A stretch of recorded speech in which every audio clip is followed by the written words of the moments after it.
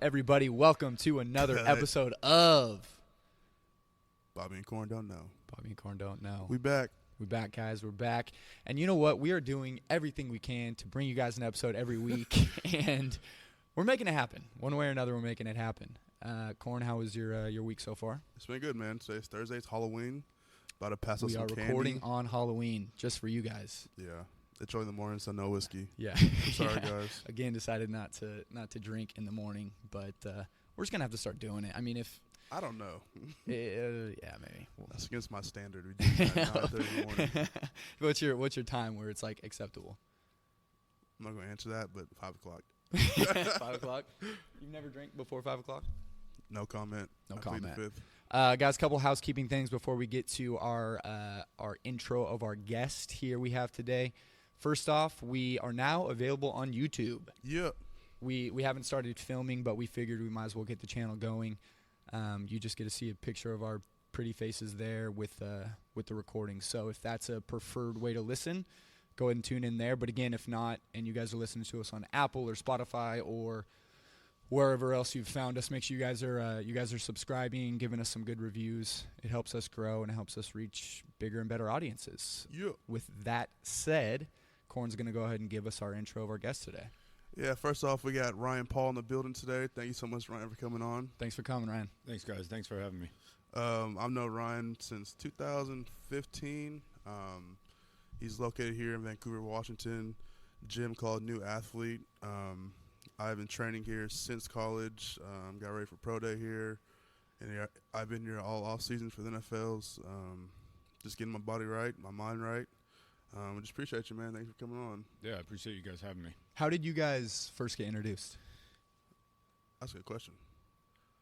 I really don't know. I think it was through previous Portland State athletes that had come in for Pro Day training and, athletes talk and, I guess it's just, where should I go? What's the best way to go about this? Right. And, Corn came in. I think he came in with a couple other guys and, it's pretty straightforward. I mean, it's an intro and, there's a tour. This is what we can do and do good work go from there. People talk about it.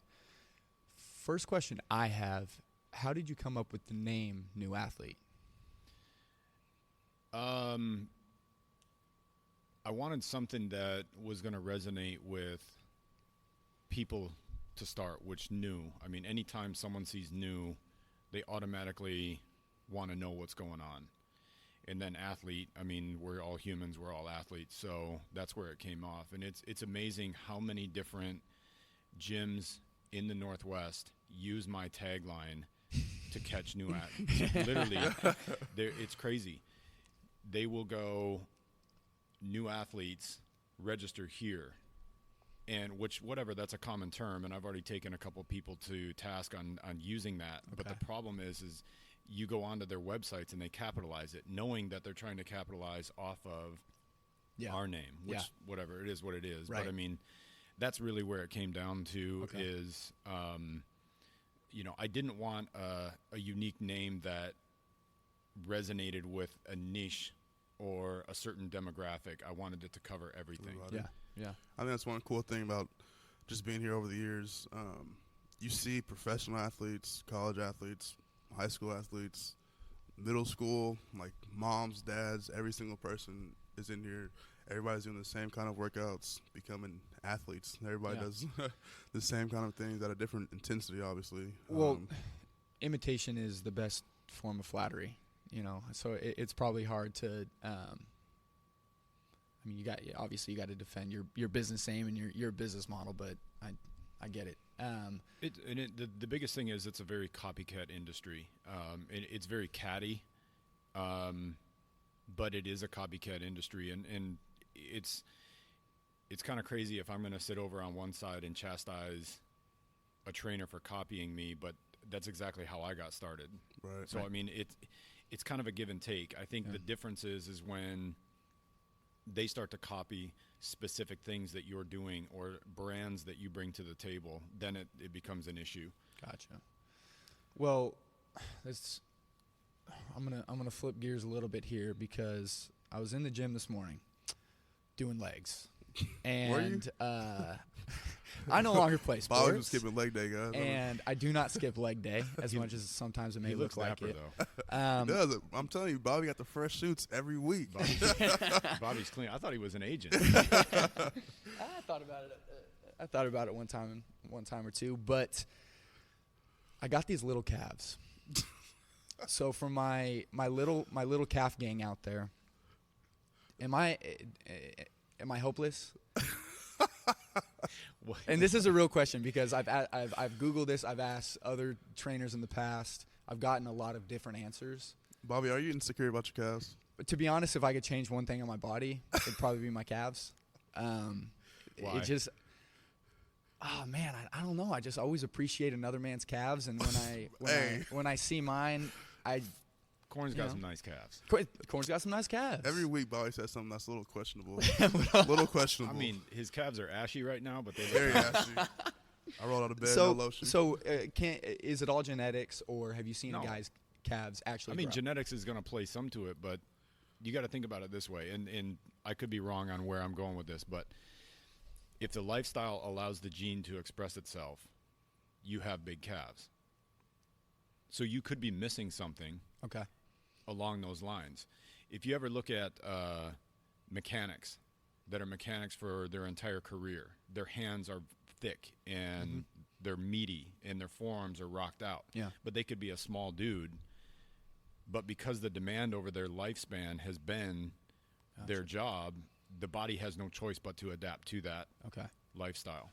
So what you're saying is I just need to do it more. I need to train him more. Or do it right. I mean, I guess it just depends. Or you can, go back and choose your parents differently. But that's the thing. My dad has huge calves. Ooh. But he also, he's never worked like a desk job. Whereas, the only time I'm probably really engaging my calves is when I'm actually working out. Yeah, So. But there's more to it. It's not just do a calf raise, have big calves. Do you have a big ass? Do you have big hamstrings? Because it's all connected to that. Yep, got no ass. I got no ass, got no calves. You got no game. All of Bobby's insecurities are coming out the closet guys, right now. I keep it real with you guys, okay? I keep it real. That's the goal here. Jeez Louise. Well, that was really all I had on my list of questions today. Bobby wanted bigger calves, now he's ready to go. That was the only purpose I had of this entire podcast today, was to try to figure out my calf game. But Glad I could help. Yeah. One thing I want to ask you, I feel like lately, the past couple of years in social media, there's been a big wave of unqualified fitness experts. How do you, somebody's been in the profession for almost 20 years now? Longer than that? Yeah, I've been doing it for 20. 20? New athlete's been for 19. Okay. How do you kind of see what people post on social media as far as fitness when half the times they're not right? Like, how do you absorb that? I guess the best way to look at that is it's no different than you guys, as you get going down this podcast route, you're going to find guys that are complete clowns and they have no idea what they're doing. You can either recognize yourself in that you guys didn't know what you were doing when you first started and go, okay, I understand where they're at. Hopefully they get to where they need to go. But I guess to answer your question, there's only so much you can do. And I think if I'm going to waste time and energy poking at those guys that don't know what they're doing, then I'm missing my purpose and my point. That's a good point. But that doesn't mean that I haven't done that. I mean, for sure. And that's easy to go down the road and go, that dude's a clown. He has no idea what he's doing. Mm-hmm. If a prospective client comes in and goes, what is your opinion? Are they baiting you into a question to try to see if you're going to take the bait on that and go down that route, which I've fallen victim to that? Or are they actually wanting to know a point counterpoint of why should I not do that versus why should I not do this? I mean, honestly, at the end of the day, the person already knows what they want to do. Right. But, I mean, there's never – this industry it's out of control. There's too many idiots that have no clue what they're doing. And you could take that from personal training all the way to performance enhancement. Mm-hmm. It's not going to change. And there's no governing body that's going to come and have a clean slate to go, you guys aren't qualified, therefore you're no longer credentialed. It's not going to change. That's a good point. Do you think that's something that at some point in the future, I mean, obviously there's certifications, there's licenses that trainers can get and should get, but at some point, I mean, besides people just calling them out on social media, which is going to happen if you know what you're doing or not. There's always going to be haters, but is there ever going to be some type of governing, I guess, stop to honestly the bullshit that's out there? I don't know. Unless I think the one governing thing that no one would even be considering is a complete crash in the sports industry. You see where college is going now, that players are going to be paid. Yeah, the paid play. And I think there's something to that, because if a university is making coin off of a player's likeness, regardless of the sport, that player should have some kind of compensation. You know, maybe it ends up being a full scholarship. If they're already on a full ride, maybe they end up getting more. Okay. But now you throw in the one legislature or the one congressman that wants those players to be taxed. So where do you draw the line with that stuff? Yeah. Right. And at some point, there's got to be a tipping point where the whole thing crashes. Yeah, and it's never been done before. No, it has not. Yeah, so like you said, there's no real outline or I guess blueprint to doing what. And I didn't see the article, but is it now nationally legalized? I thought it was just California that. Well, who knows? But I mean, I saw yesterday on ESPN that they were talking by 2021 or 2023, something like that they want it all across the board. For all sports? I believe so. I don't, but I haven't dug into it. That's pretty crazy. I think that seems like a bigger move than people realize, or at least the ripple effect of what that's going to cause. Well, what league just folded yesterday? Oh yeah, was it the indoor football league or was it the arena football league? Arena. Yep. Okay, arena. Oh, arena's out. Oh. Arena's gone. Arena's gone. Yeah. Well, I mean, they said like in 2005 they had like 19 teams and they were all the way down to like 6 teams. So it looked like it had been dwindling. Yeah, over the course of the last however long. From what because I worked in the arena league for a little bit. Oh, okay. And the thing that's irritating is you have dudes that haven't hung up the dream and they're hanging onto the bottom of the barrel. And I'm not degrading that league. Dudes that are in the know, they know what I'm talking about. But they're playing for scraps. And it's a league that no one cares about. But it's the only gateway that there is for some of these dudes to get another shot. Right. That's kind of what brought in New Athlete. Okay. Was that I was one of those bottom of the barrel scrubs that I wasn't good enough, but I couldn't come to terms with my own insecurities and my position as a man and in life. So I dragged my wife through hell trying to play it, and it just wasn't good enough. But how long did you chase that dream? I'm sorry? How long did you chase that? 10 years. 10 years. I mean, 10 years post-high school. Okay. So I was recruited out of high school. I had a 2.1 GPA through 5 years of high school. That's right, 5. He snuck that in there all the way. Hold on, 5. Yeah, 5 years. The crazy thing is I missed 1 day of school in 5 years. So it wasn't a laziness thing. You were there. I was there because what else am I going to do at home? Yeah. There was nothing to do. But recruited out of high school, I actually had one college sit down and they asked me if I was retarded. Wow. And I'm like, are you really asking me this question? And they're like, yeah, man, I need to know. Are you retarded? Because, I mean, I know you can play ball, but how do you have a 2.1 in 5 years of high school? Yeah. What are you doing? And I didn't do anything. Yeah. There was no motivation to do it because there was no, for me, that was the ticket to get out to a better life. Right. Because I couldn't see anything beyond where I was. Where are you from? New York. You're from New York. Okay. Yeah. What brought you out here? My wife Melissa got sick of me basically dragging her through hell, so she's like, we're moving. And the thing that was crazy is my plan at the time was to leave her and our 2 daughters at the time and go back to New York and do who knows what. But that was my way of dealing with things was to just run. Yeah. My mom did that. She bailed on us when I was 2 years old, and it was basically a rinse, wash, repeat. And the way that I justified that was, I turned out fine. My girls will be fine, which is idiotic because if you're running from your problems, then you obviously aren't fine. Right. And you're setting the example, which is obviously what your mom at that time you felt like did for you. So you Oh, thought, for sure, yeah. Okay, well, if I turned out okay. Yep. And What do you think cycle flipped the continued. switch from that kind of mentality of abandonment to like where you are now? Is that just the growth of the business, just years of experience? It's just, I guess the way that I look at it is, you know, as I'm staring at this brick wall, it's levels. Everything is levels. And every level that you achieve in life will have a new devil. It's ultimately Bars. the same devil if you want to get that spiritual, but every level has a new devil. So for me, I had to learn what it was like to be me and to be okay with me and all the crap that goes along with me, and then to level up to how am I going to be that mate to my, or that partner to my wife, be the mate that she needs, and you know, be the father that my kids need, and all that kind of stuff. So I still screw it up, but it basically, I have to look in the mirror and go, there's no one else to answer for this but me. Right. And you know, I think I answered. Hopefully, I answered. Yeah.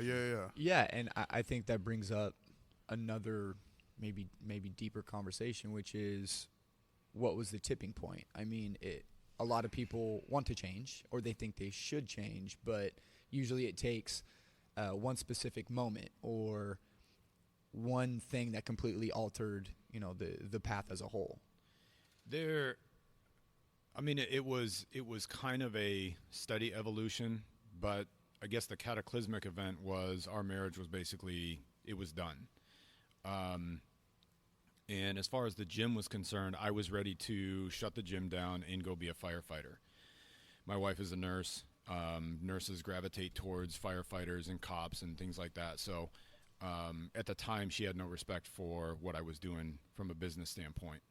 So as I'm, you know, wallowing and basically having this massive pity party, I have this kid come into the gym, and he had just been arrested for breaking and entering. I think there was burglary, drug possession, a couple other things like that, and no one wanted to touch him. And, you know, he came in, he kind of looks like the dude from the Goonies. The one with the hey, you guys. I couldn't remember. He has it. What's his name in the movie? I can't remember. I can't remember either. I don't know. I've actually never even seen the movie. I think I've seen bits and pieces of it, but yeah. But that guy, you guys know who we're talking about. Yeah. So he comes in and he's like, "Oh, I want to go to the NFL. I want to do all this kind of stuff." And I'm like, "Whatever. I'm so at the end of my rope there right now that I don't even care what you want to do. Just do a couple sets, this and that." Yeah. So then about 3 weeks into his training, he writes me this handwritten letter, and basically off of 3 weeks, he goes, "You're the father I've never had. Wow. This is the best thing that's ever happened to me." And that was like a punch in the face of, it's not about training. It's not about getting a kid to the NFL or getting a kid a scholarship. It's bigger than that, because this kid had no purpose. He had no direction in life. And accidentally, he found that in the gym. I mean, looking back now, it was purposeful. Right. But that, as far as new athlete is concerned, that was the tipping point. That's awesome. Yeah, I think just in my experience, trainers are very, like, they get zero credit for the lives of people, like players. I'm thinking just NFL experience.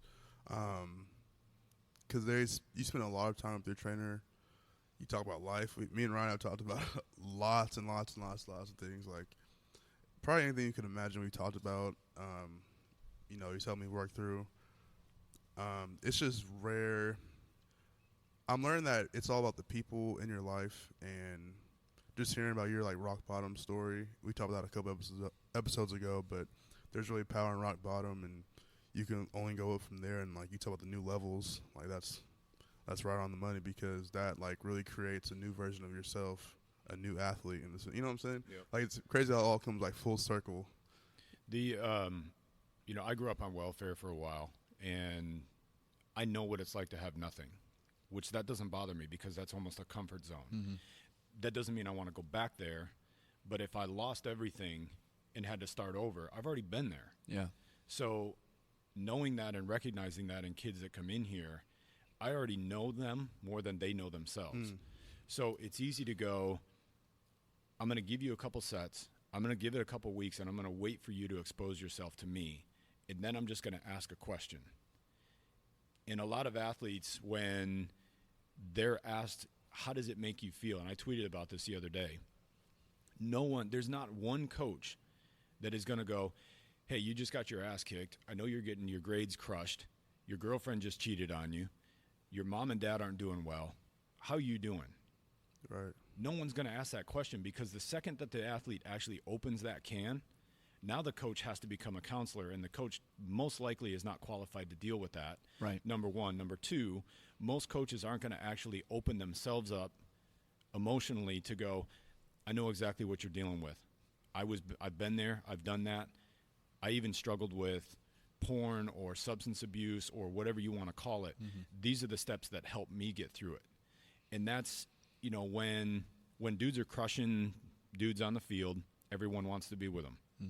When the contracts are signed, everyone wants to be with them. When it's all said and done, no one cares, because there's nothing that those trainers can gain from that athlete anymore. And for me, I don't have a whole lot of friends. I value the relationships and the friendships that I have now, because it doesn't matter what that athlete gets. They can't take the money to the grave. They can't take all the houses, the clothes, the gear, the cars, in some cases the girls. It all ends. Yeah. So then what's the purpose and what's the point of what we're doing? So that's why I think it's a bigger piece than that. Then get in the rack and do your work. Yeah, and I used to think when I first started, and I was working with Ndamukong Suh in high school, I thought that's the ticket that I need, is him to take me to the next level. And because I didn't value that relationship, the relationship eroded. And, I don't have any ill feelings for him, but it's just I didn't cultivate it. But at the same time, I didn't have that in me at that time to do that, because I was so focused on, you take the one bull, everybody else will follow. Right. But that's as superficial as, if I get a pair of Nikes, then apparently I've made it. Yeah. The car you drive. The car that, if my house is huge, then everyone looks at me. Then everything else will come. Exactly. And that again goes back into my insecurities of, I didn't recognize or value the person. I was looking at the jersey. Yep. And, a lot of trainers, I get it though, because if you start off in this industry, it's a brutal industry, the fitness industry. The performance enhancement side is even more brutal, because everyone is catty. You've got tons of dudes that have mommy issues that haven't resolved that. And for some of the dudes that have strutted around in cleats, that's great. They've had that time, but they never fixed their problems. Yeah. So they've now just covered their problems with a massive gym or whatever you want to call it. Yeah. And that's not a Pacific Northwest thing. That's a national thing. Yeah. But what's weird is you go outside of America, it doesn't exist. Really? You have in Russia and Germany and in countries in the Eastern Bloc, or you could even go into Japan and China. You have systems, but you don't have a conglomerate industry that like a Velocity Sports or an Exos. Those things just don't exist. There may be a guru that people go to, but it's not franchised. It's not that industry just isn't there. It's not seen as a lucrative business model. No. Interesting. Because I feel like, and this just might be my lack of knowledge of the industry, but it seems like since social media has really taken off, it got away from literally the things you were just talking about, impacting athletes on an individual basis. A guy writes you a letter basically saying that you've been his dad that he's never had over the past 3 weeks. Now it's a lot more of, how do I monetize? How do I monetize? How do I get eyeballs? How do I get views? Sure, some of these people may be making a good impact on a very surface level basis, but I feel like sit down with an athlete one-on-one and figure him out and figure out what his needs are and really solve those problems isn't as popular. Would you No, agree? yeah, because there's nothing. I mean, what do you gain from that? That's no different than a teacher. If a teacher has an impact on a kid, and it helps that kid through a horrible time of depression or anxiety or whatever they're dealing with, that teacher was the hero and the champion. But no one's going to line up to go, oh my God, that teacher was amazing. Let's give him an award. Yeah. Let's let's get him a jersey. I mean, they drive a Ford Festiva, but it's on 16-inch rims. Yeah. That dude's crushing it. Yeah. So, Yeah. to me, there's more purpose to that. And the deeper that I get into the performance side of things, if you don't address the emotional side of things, it's Not just really a roll of helping. the dice before the whole thing crashes down for that particular athlete. Because, I mean, I've had dudes that have squatted 800 pounds. So what? Yeah. It means nothing. I've had dudes run 4.3s and high 4.2s, but I even played against a dude that ran a 4.19, and he's in prison for murder. Everyone wanted to jock him because he was unbelievably fast, but no one ever was there to go, hey, you didn't have a dad or you didn't have a mom, or what makes you tick. Right. We touched on that a little bit in our last episode with Josh, where we were saying, I sat there across from two NFL linemen and asked how many guys are more talented than you two but are sitting on the couch on Sundays because they didn't fix the things that ultimately made them a champion long term.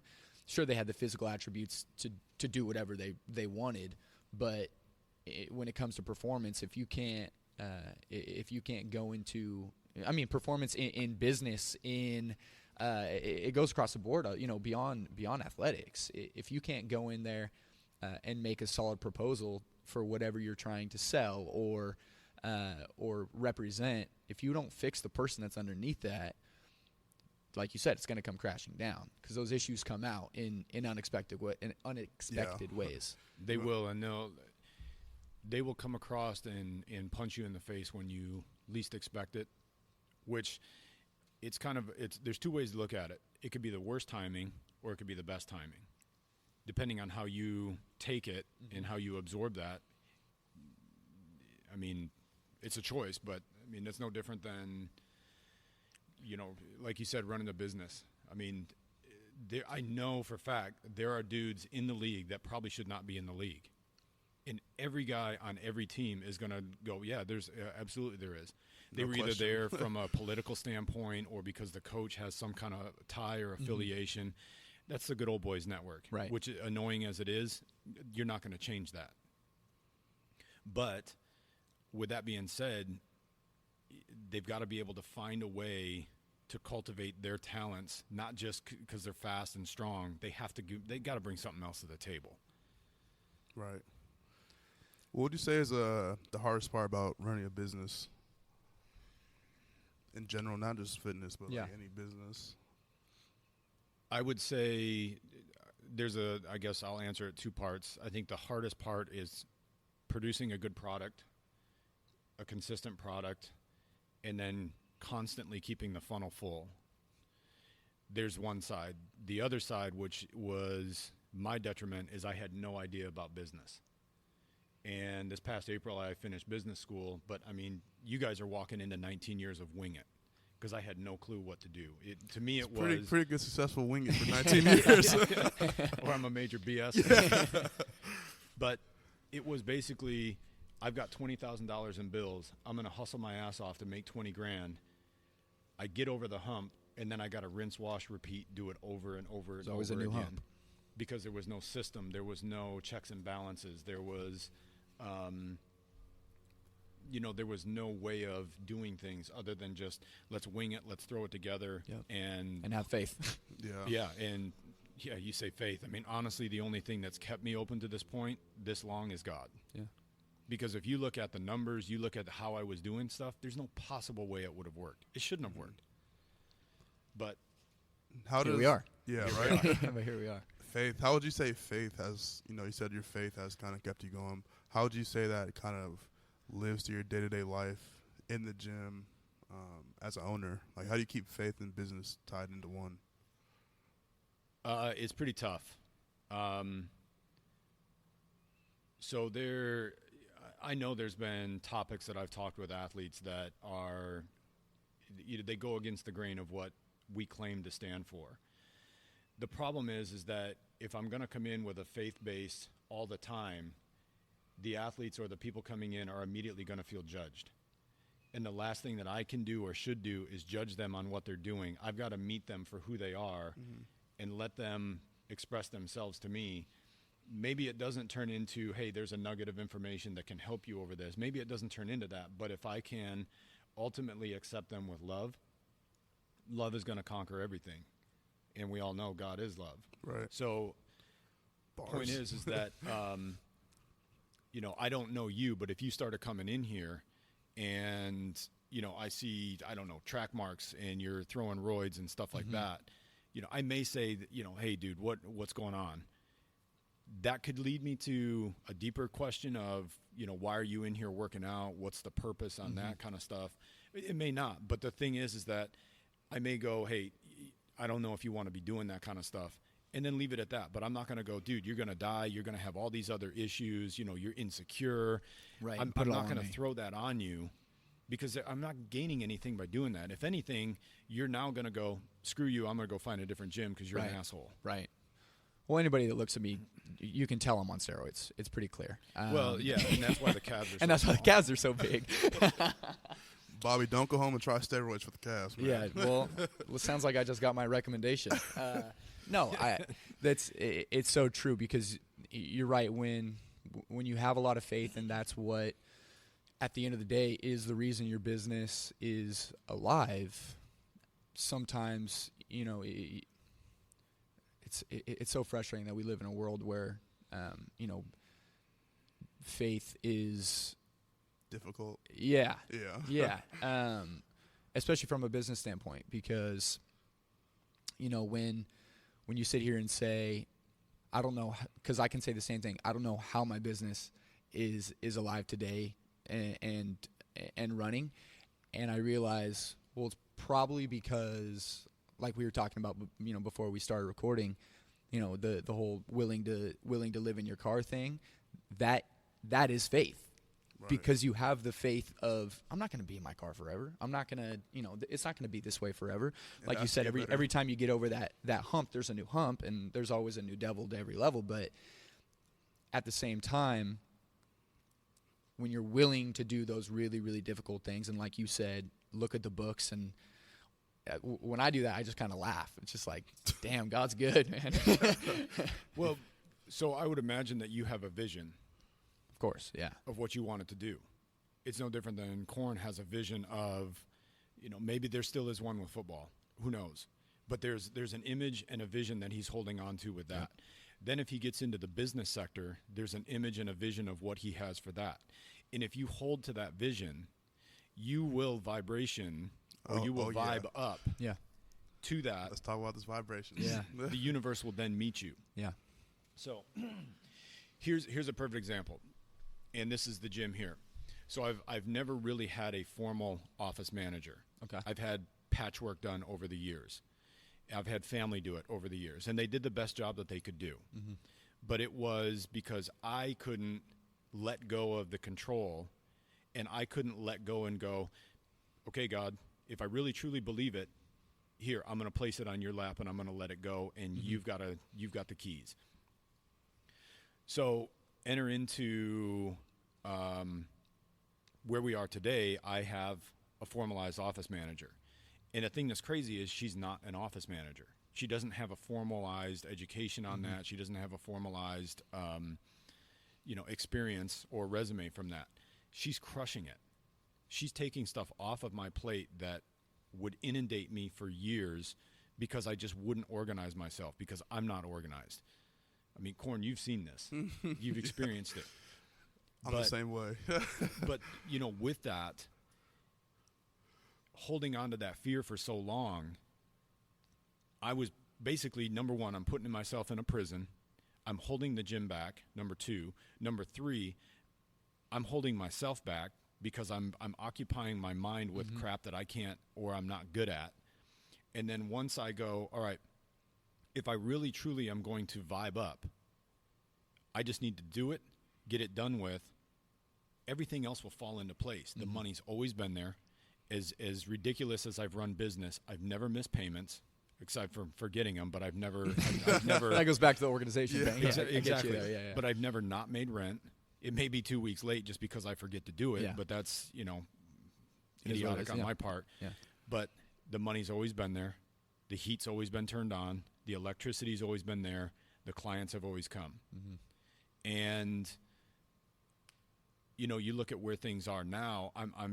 It's easy to look at the numbers and go, I don't know how we're going to do it. How many times have I been through this over the course of 20 years when I panicked and looked at that and we got through it? Yeah. Trust your process. You build calluses. You build calluses to where certain speed bumps come along the way.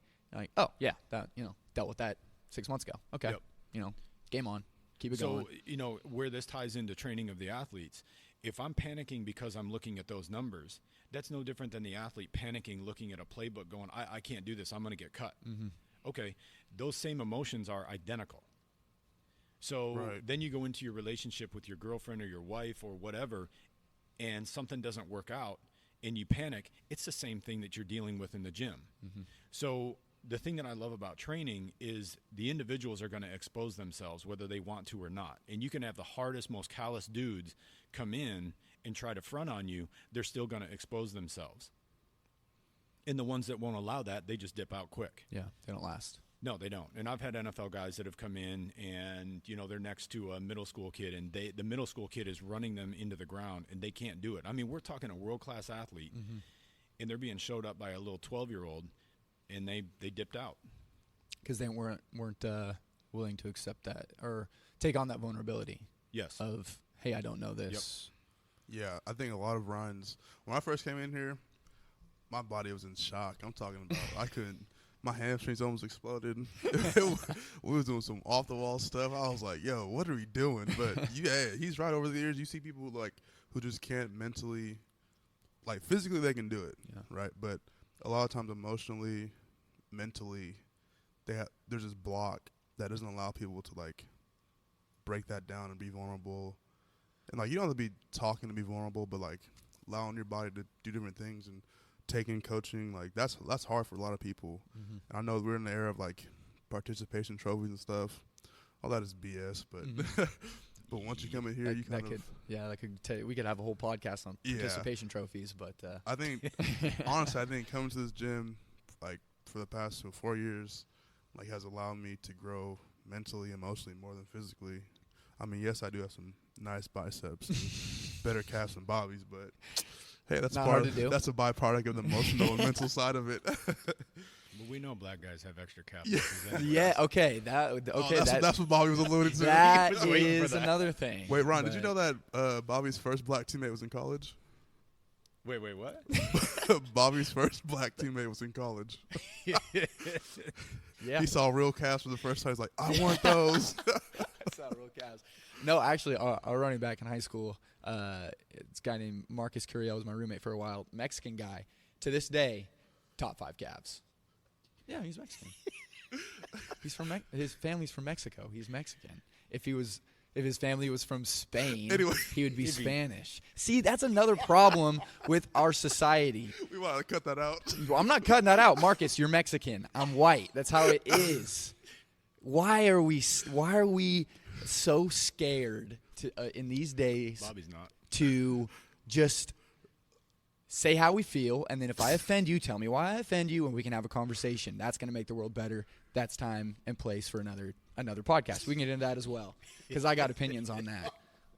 Oh, my gosh. One thing I want to go back to is viewership's either going to drop through the floor or it's going to explode. We're keeping it real. We are keeping it real on this podcast. Oh, my gosh. That's why I started in the first place, because we're keeping it real.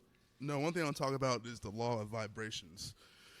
So, Ryan, you might have more of an explanation on this, but Ryan sent me a video about a month ago, probably a month and a half now, of Bob Proctor discussing law of vibrations and how everything in the world is a vibration, and you feel positive and negative vibes when you walk. Imagine you walk into a room and you feel some type of way, this is a good situation, this is a bad situation. Yeah. That's all vibes that you feel. Ryan, you want to dive a little deeper into that?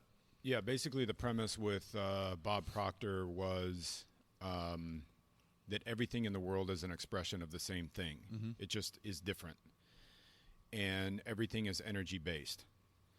So when you enter a room, you have an aura about you. You have an energy that you're giving off.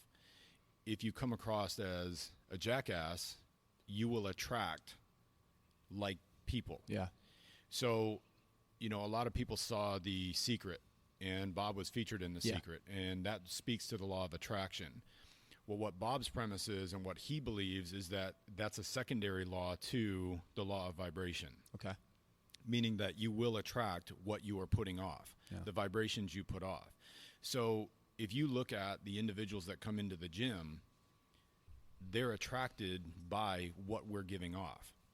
And I'm hoping it's 750 hertz, which is the actual frequency of love. Okay. Bars.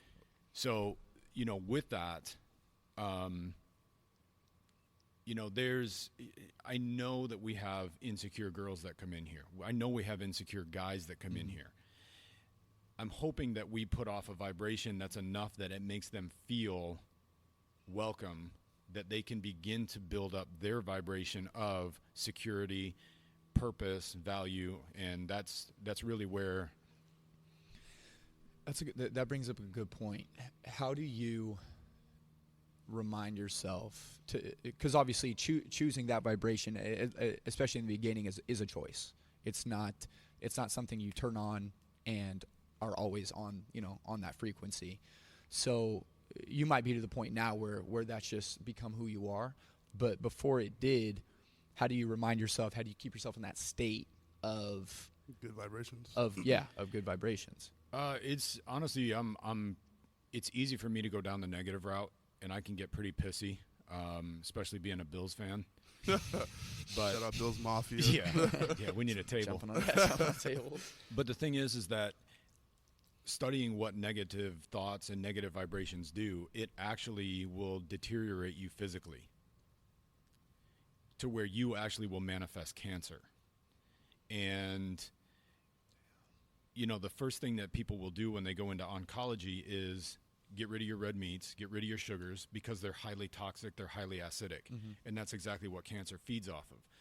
But it also feeds off of the emotional side of things. So if you have, if you have a platform like a gym, what are you actually giving to those clientele? You can have one gym where 15, 20 years ago when I started, I was a complete jackass. I thought everything was yell, it was ego-based, it was lift as much as possible. It was, if someone looked at me square, you kick them out of the gym because you got to set the tone and you got to be militaristic. And certain people came into that and they saw unbelievable results. But then years later, you run across the guy and he's like, "You're an asshole. That's why I stopped training with you." So then it forces you to go, okay, why am I doing what I'm doing? If it seriously is just that, then, go ahead and continue breeding assholes. Mm-hmm. Strong assholes, but at the end of the day, yeah. assholes. but still douchebags. Yeah. And then, I think one point kind of hit me also when my 20-year-old now, I can't remember what the age was, but she was terrified of me. And it's like, I'm not a big dude, but for her, I was like this monster. And that was something that I never wanted to. I never even imagined that I was like that. But for that little kid, it's like, your dad's he's a jackass. So it's just another thing of forcing you to look in the mirror of, what are you? Who are you? What are you representing? What's your point? What's your purpose? And then as I'm going through years of counseling and how can I best serve these athletes and how can I best serve my wife and my kids, it just, I guess you peel one layer to another, and that's where it gets you to where I found the law of vibration. Okay. And I believe everything starts with that. So you're going back to your daughter. Obviously, you weren't at home in her face screaming like you were in the gym, but just your energy alone coming home from doing that, from being that person, you're saying she picked up on as what? No, there were times I was yelling at home. Okay. And it's not that I necessarily was bringing the gym home, and I was, because the gym never stopped, because I was disorganized, whatever. But that went back more to me and my insecurities and just not knowing who I was as a man, as a husband, as a father, and just trying to, wing it, because there was no checks and balances. There was no system. And I put too much on Melissa, my wife. I put too much on, do this. If the kid can't do what I'm asking him to do, then blow up. Yeah. And, it's idiotic. But, I mean, how many new parents go through that? Right. Tons of them. Right. You're not supposed to have it figured out right away. Yeah, exactly. And hopefully people can learn from others' mistakes, right? You don't have to necessarily always go through on your own. It's always more powerful when you do, and you experience it yourself. But I think that pull from other people's mistakes as often as you can, because if you can skip some of those learning moments just because hey, if I do that, I'm going to end up like him. That can speed up the process a bit. Powerful. But that also takes a big ego check. That takes a big look in the mirror of what am I already bad at, and what are some potential problems on the way. But bars. Awesome, guys. Well, I appreciate you having us over today, man. Yeah, absolutely. This was really good. Guys, reminder, follow the Instagram page. That's where we're going to be releasing all of our new episodes, or the announcements, all the good stuff. Where can people find you? Newathlete.com, or on Instagram, New Athlete, or on Twitter, The New Athlete. Awesome. Yep. Awesome. And again, guys. Ryan's probably the first person that just knew it like confidently knows his social media stuff. I know. I couldn't even remember the first one. I had to look it up. I'm like, wait, what's my name? Cool. All right, guys. We love you. Thanks for tuning in, and we'll talk to you soon. Peace.